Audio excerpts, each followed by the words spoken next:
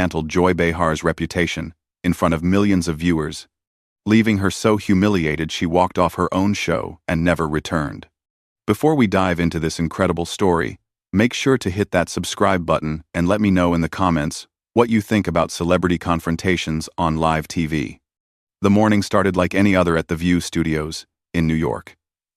Joy Behar strutted into the makeup room with her usual smugness, already plotting how she would tear apart her guest. Tom Cruise was scheduled to appear to promote his latest Mission Impossible film, and Joy had been sharpening her claws for weeks. She'd been vocal about her disdain for Cruise's personal beliefs and lifestyle choices, and today she planned to ambush him on live television. "This is going to be fun," Joy muttered to her makeup artist, checking her reflection one last time. "I've got some questions that are going to make him squirm." What Joy didn't know was that Tom Cruise had done his homework too. He'd watched countless clips of The View, studying Joy's interview style, her favorite attack strategies, and her obvious weak spots. This wasn't going to be another softball celebrity interview where the guest smiled politely while being insulted. As the cameras rolled and the show began, the other hosts sensed something different in the air. Whoopi Goldberg kept glancing nervously between Tom and Joy, while the other co-hosts seemed unusually quiet.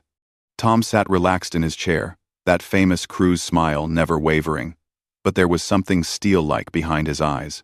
"So Tom," Joy began, her voice dripping with false sweetness, "let's talk about your new movie. Although, I have to say, at your age, isn't it time to stop doing your own stunts? I mean, you're not 20 anymore." The audience chuckled nervously, but Tom's smile only grew wider. "Well, Joy, I appreciate your concern for my well-being. Though I have to say, for someone who's made a career out of sitting behind a desk making jokes, I'm surprised you'd question someone who actually gets up and does the work." The temperature in the studio dropped several degrees. Joy's practiced smile faltered for just a moment before she recovered. "Oh, that's rich coming from someone who jumps on couches," she shot back, referencing the infamous Oprah incident. "Tell me, do you ever regret making such a spectacle of yourself?" Tom leaned forward slightly, his voice remaining calm and measured. "Joy, I expressed genuine happiness about finding love, but I understand that might be a foreign concept for someone who's built their entire persona around cynicism and tearing others down." The other hosts exchanged worried glances. "Excuse me?" Joy's voice rose an octave. "I think you're confusing honest journalism with cynicism." "Honest journalism?" Tom's eyebrow arched. "Is that what we're calling gossip and personal attacks now? Because I've watched your show, Joy. I've seen how you operate. You don't ask questions to inform your audience. You ask them to humiliate your guests and boost your own ego." The studio audience was dead silent. You could hear a pin drop. Joy's face was turning red, her carefully applied makeup unable to hide her growing anger. "How dare you come on my show and insult me?" she snapped. "Your show?" Tom tilted his head.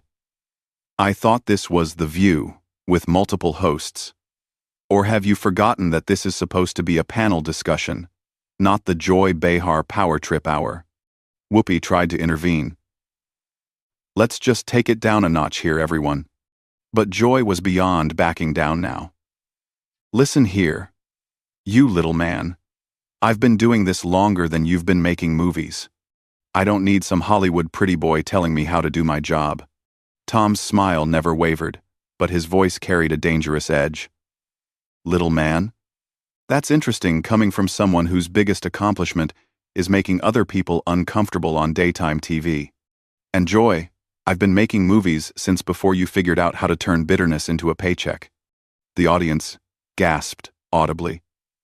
Joy's mouth opened and closed like a fish out of water. She'd never had a guest fight back this effectively, this calmly, this devastatingly. "You think you can just waltz in here and disrespect me?"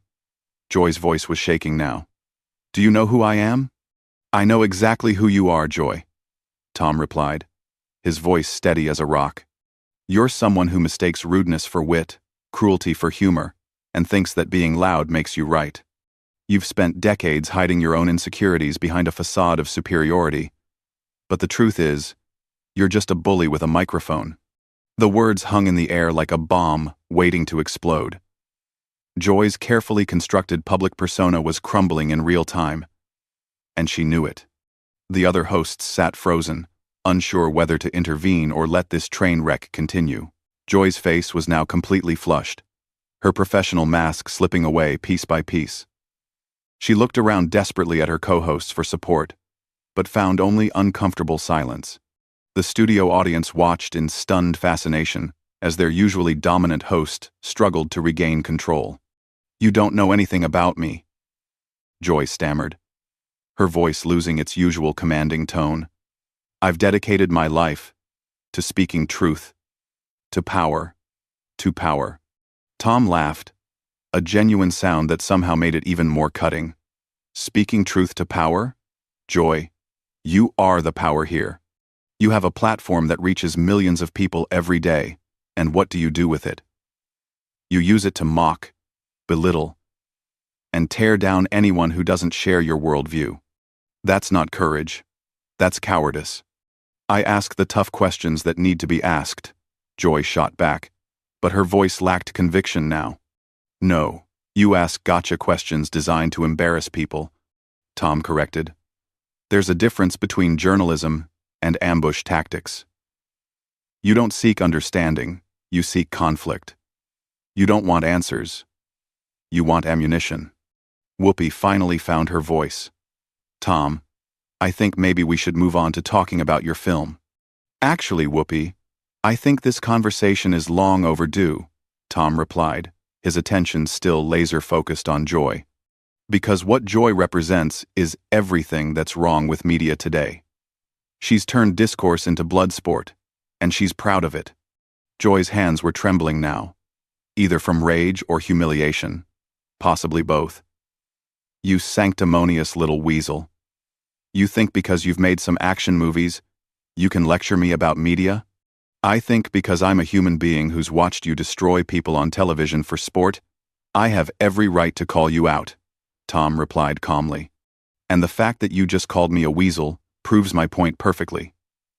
When you can't win an argument with facts or logic, you resort to name-calling. It's pathetic." The other hosts were now visibly squirming in their seats. This wasn't just an interview gone wrong. This was a complete demolition of Joy's credibility happening in real time. "You want to talk about facts?" Joy's voice cracked slightly. "Let's talk about your bizarre personal life, your string of failed marriages, your weird religious beliefs." Tom's expression didn't change, but something dangerous flickered behind his eyes. "My personal life is my business, Joy. But since you brought it up, let's examine yours. You've been married multiple times too, but somehow that's different when it's you, right? And as for religion, I've never used this platform to mock anyone's faith the way you do on a regular basis." "I don't mock people's faith. I question dangerous ideologies," Joy protested weakly. "You mock everything you don't understand," Tom countered. "You've made a career out of intellectual laziness, substituting ridicule for research, contempt for curiosity. You don't question dangerous ideologies. You create them by promoting divisiveness and hatred." Joy was breathing heavily now, her chest rising and falling rapidly. She looked like a cornered animal, desperate and dangerous. "I'm repeating your words," Tom said simply.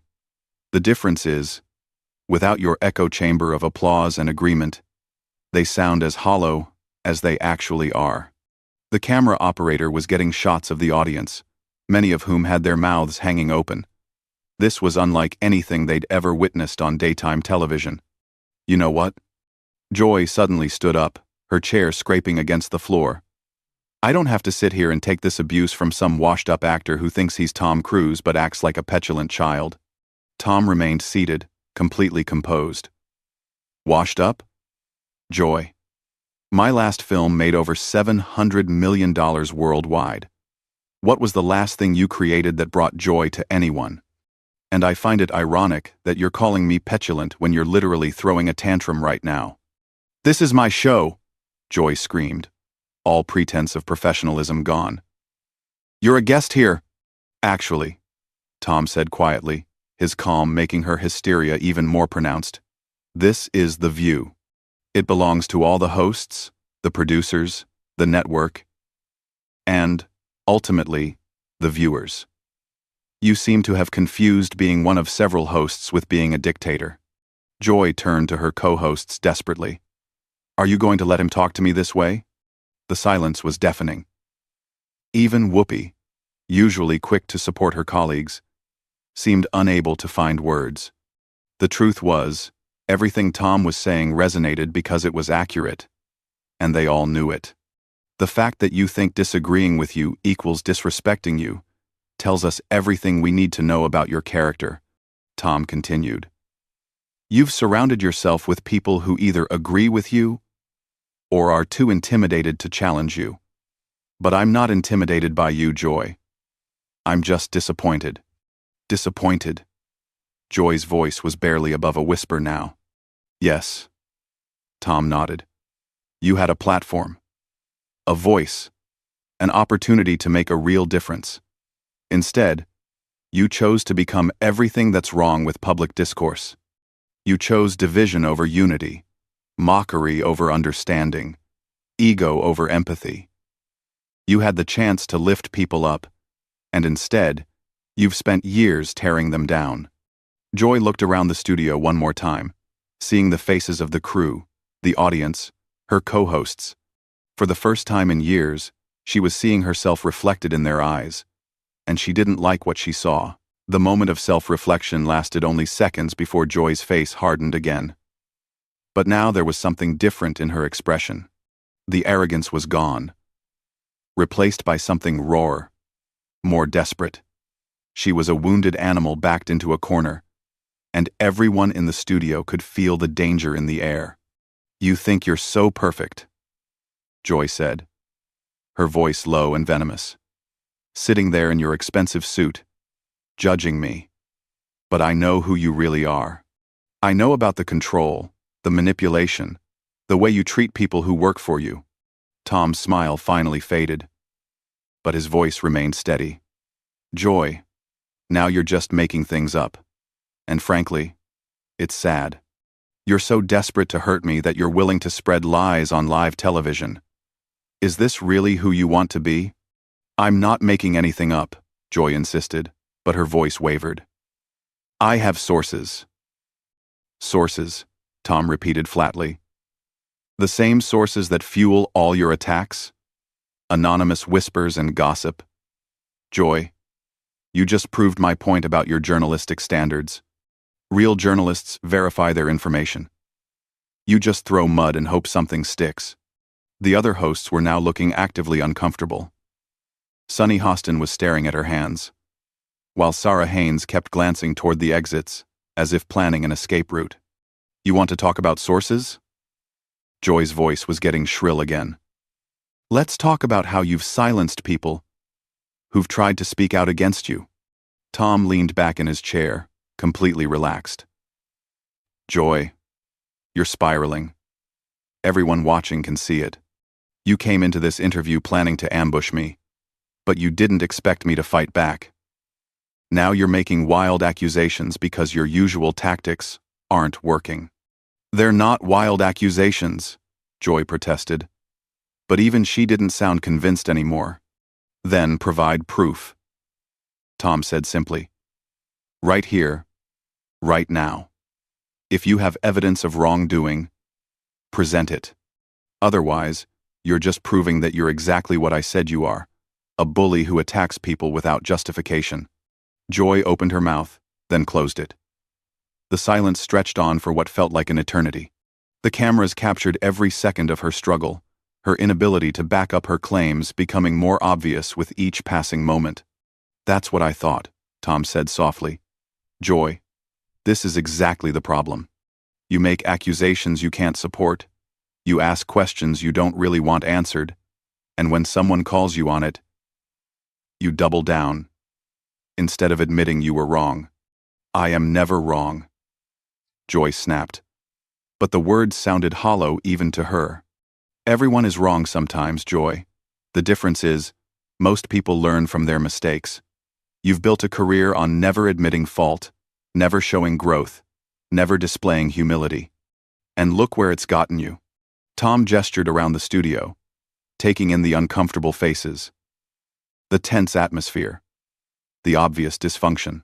You've created a toxic environment where disagreement is treated as betrayal, where different viewpoints are met with hostility instead of curiosity. You've turned what should be a forum for discussion into a platform for persecution. Joy was shaking now, her hands clenched into fists at her sides. You don't understand anything about what I do here. I understand perfectly, Tom replied. You've confused being provocative with being profound, being controversial with being courageous. But there's no courage in attacking people from a position of power, Joy. There's no strength in picking fights you know you can't lose. Except you're losing this one, someone in the audience called out, and nervous laughter rippled through the studio. Joy spun around to face the audience, her eyes wild. Who said that? Who had the nerve to say that? Joy. Whoopi finally intervened. Maybe we should take a commercial break. No. Joy turned back to Tom, pointing an accusing finger at him. He started this. He came on my show and attacked me. And now he's turning everyone against me. Tom shook his head slowly. Joy, I didn't turn anyone against you. I simply refused to be your victim. And the fact that standing up for myself feels like an attack to you says everything about how you're used to treating people. You're twisting everything around. Joy's voice was barely controlled hysteria now. You're making me look like the bad guy when you're the one who came here and ambushed me. I answered your questions honestly, Tom said calmly. I defended myself when you attacked me personally. If that feels like an ambush to you, maybe you should reflect on why you're so uncomfortable with honest dialogue. Joy stared at him for a long moment, her chest heaving. Then she looked around the studio one more time, seeing the faces of people who had worked with her for years, people who were now looking at her with something that might have been pity. Fine, she said suddenly, her voice flat and defeated. You know what? I'm done. I'm absolutely done with this. She began pulling off her microphone with shaking hands. 30 years in this business, and I have to sit here and be lectured by some Hollywood pretty boy who thinks he knows everything. Joy, wait. Whoopi stood up, but Joy was already backing away from the table. No, Whoopi. I'm not going to sit here and